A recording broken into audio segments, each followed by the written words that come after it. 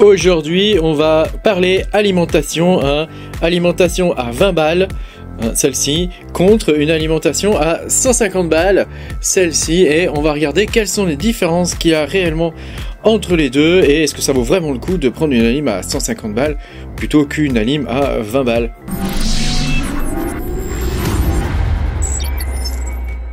Bonjour les amis, je suis très content de vous retrouver aujourd'hui pour cette nouvelle vidéo où on va parler des alimentations ATX. Est-ce que c'est bien de prendre une alimentation ATX de qualité ou est-ce qu'il vaut mieux prendre une alimentation ATX bas de gamme?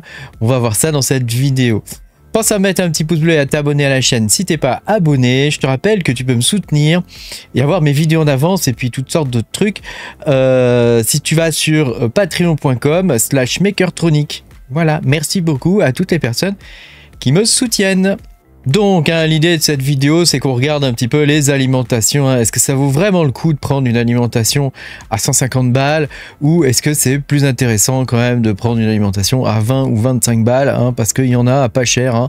T'en trouves alimentation chinoise ou alimentation même de marque, mais vraiment pas cher. MSI en fait, on en trouve à 50 balles.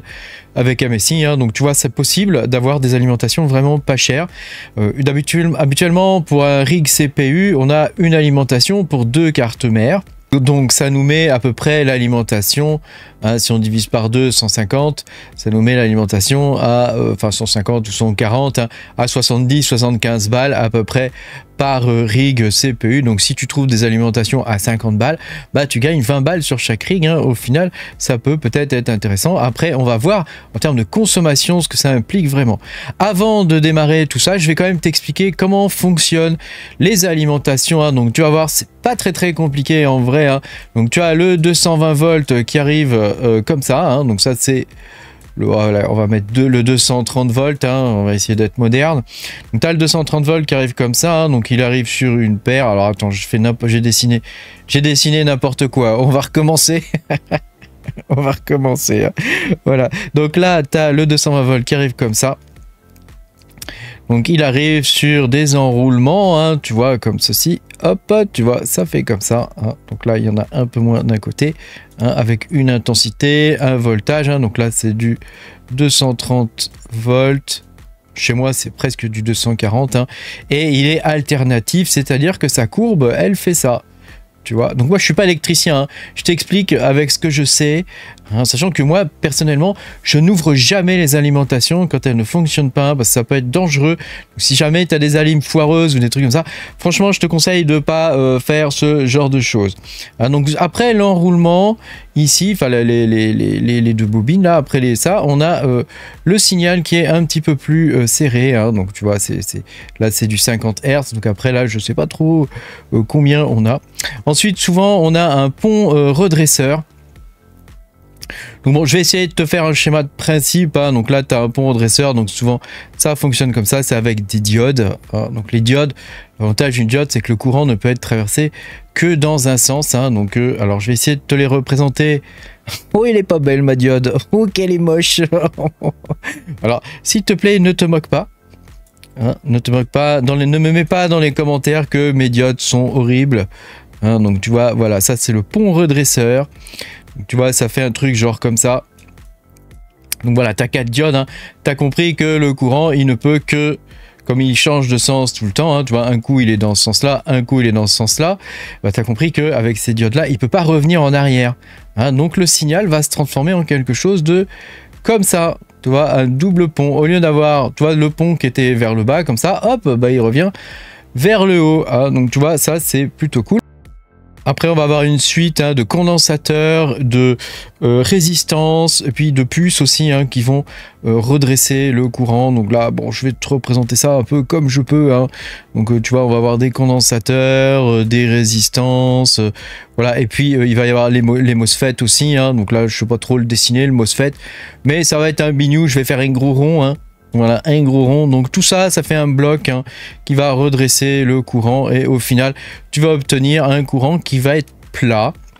Donc un courant d'ici, un courant continu, alors qu'avant tu avais un courant alternatif. Alors une alimentation ATX de PC, elle doit délivrer principalement du 12 volts, elle doit délivrer du 5 volts, et elle doit délivrer du 3,3 volts, hein, et du moins 5 volts aussi, je crois, hein, alors je suis pas très fort dans je comprends pas trop comment ça fonctionne, hein, les alimentations négatives, n'est-ce pas? C'est quelque chose qui aspire le courant en gros, si je comprends bien, hein. Donc après voilà, je sais pas trop comment ça marche, on va pas rentrer non plus trop dans les détails, hein, mais grosso modo voilà, une alim elle doit te donner ça, du 12 volts,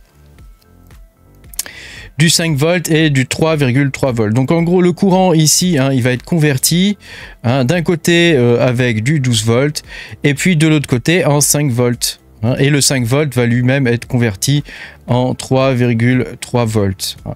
Donc après, si tu vas me dire, ça me fait une belle jambe tout ça. Grosso modo, c'est pour que tu comprennes la notion de rail. Hein, donc là, il y a 3 rails sur une alimentation, mais le rail principal sur lequel on calcule la puissance d'une alimentation, c'est 12 volts. Alors, au dos des alimentations, tu as souvent un tableau. Je vais essayer de te mettre une image quelque part par là ou par là. Hein, je vais essayer de te mettre une image pour te montrer un tableau où on voit une alimentation de bonne qualité et une alimentation de mauvaise qualité. Souvent, dans les alimentations de mauvaise qualité, ils mentent ou alors ils omettent de préciser que voilà, normalement par exemple une 300 watts c'est sur le rail des 12 volts, hein. Par contre eux ils vont calculer aussi les 5 volts et les 3,3 volts et ils vont te dire que ça fait 300 watts en tout, alors qu'en vrai elle fera peut-être 220 watts, tu vois, uniquement sur le 12 volts, hein. C'est là qu'on calcule l'alimentation, le wattage de l'alimentation. Donc maintenant que tu es aguerri, que tu as compris comment fonctionne une alimentation ATX, bon après même les petites alimes, tu sais que tu as qui prennent des chargeurs, tu sais, ce genre de truc, tu vois, les chargeurs comme ça. Hein, même ces petits chargeurs, ils fonctionnent à plus ou moins de la même façon, hein. Là, celui-là, il te sort du 5 volts, hein, via le câble USB, hein. Donc, ils fonctionnent tous plus ou moins de la même façon.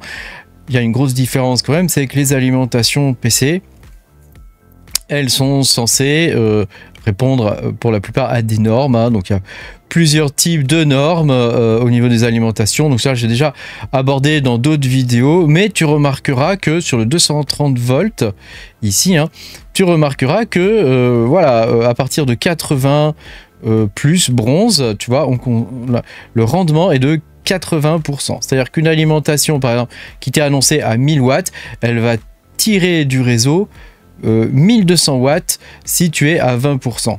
Hein, c'est-à-dire que tu as 20% de reste, enfin 19% là en l'occurrence, 19% de reste à ajouter. Donc une alimentation de 1000 watts délivrera du 1000 watts en interne, mais elle va pomper plus sur le réseau, hein, sur le réseau électrique. Hein, ça ne va pas confondre. Hein. Si une alimentation de 1000 watts ne va pas donner 800 watts en interne. Hein. Si elle t'est donnée pour 1000 watts, elle va donner 1000 watts en interne, mais elle va pomper plus dehors. Elle va utiliser plus d'électricité.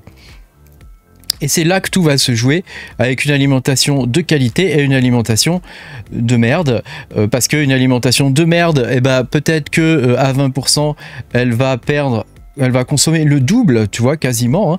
Peut-être qu'à 20%, eh ben, pour donner 500 watts, eh ben, elle va t'en prendre 1000 à la prise.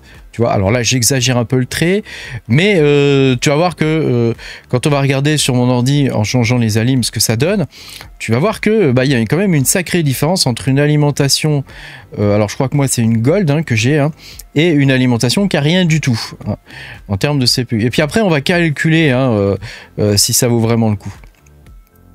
Alors il y a un autre truc à prendre en compte aussi, c'est la charge de l'alimentation, parce que comme tu peux le voir, entre 20, 50 et 100%, le rendement, hein, c'est ça le rendement, hein, et ben, c'est pas le même, hein, le rendement est pas le même. Évidemment, les plus titanium, c'est celles qui ont le meilleur rendement à 50%, et d'ailleurs, de ce que tu peux voir ici, il vaut mieux charger une alim à 50%. Donc quand tu construis un PC, quand tu fais un rig ou un truc comme ça, il faut que ton alimentation soit en charge à peu près à 50%. Hein. Donc tu dois t'imaginer, essayer de voir combien tu vas consommer. Par exemple sur un rig classique, on va consommer entre 110 et 120, 130 watts.